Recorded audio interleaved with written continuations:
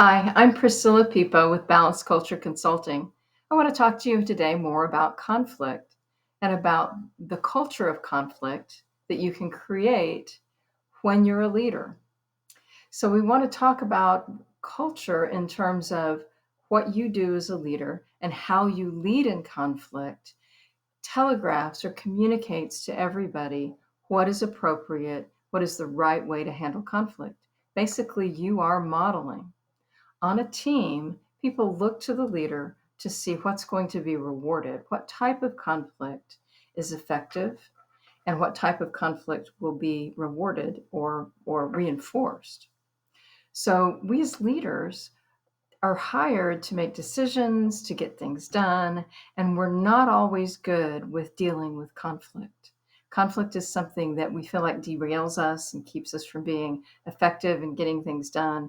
Oftentimes we'll push that down to HR so that they can go and deal with somebody who's tardy all the time. I don't have time to deal with this. I want you to think about what happens, and it's a game changer when you figure this out. It's that when you've got conflict with people and you're avoiding it or you're kicking it down the road to HR, you're actually deteriorating a relationship. When you're taking the time to have the conversation with people and help them understand. So, one place where I worked where they did that, there was a leader who's not confident in her ability to have a conversation. And she was everybody loved her, everybody loved working with her, but she wasn't confident in her conflict skills. And so she just sent it down to HR. What happened was she was no longer respected by the people who worked with her because they knew it was like playing them against each other. They could go to HR to get a ruling on something. And eventually they started contacting HR instead of contacting their director. It was really frustrating because the director was losing credibility and she wasn't meaning to. And once we had that conversation, we started having the awareness built of that. She began to understand it was her responsibility to step in and deal with conflict because it strengthened the relationship and she was more trusted and she held people accountable was part of the reason. It's a mess sometimes, but it can be worked through, and HR can be a good ally. But don't use HR as a way to get out of dealing with conflict. You're setting the tone and the culture of your team and how you're handling conflict.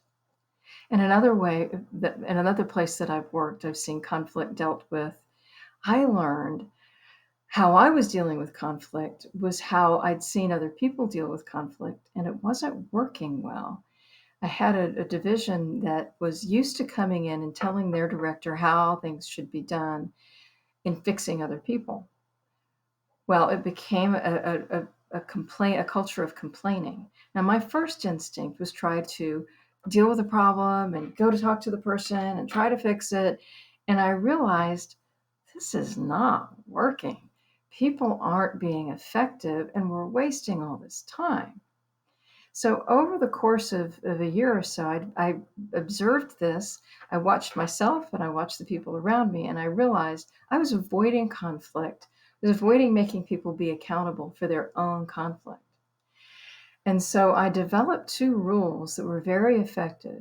One was you can come and talk to me about a problem. Absolutely, my door is always open.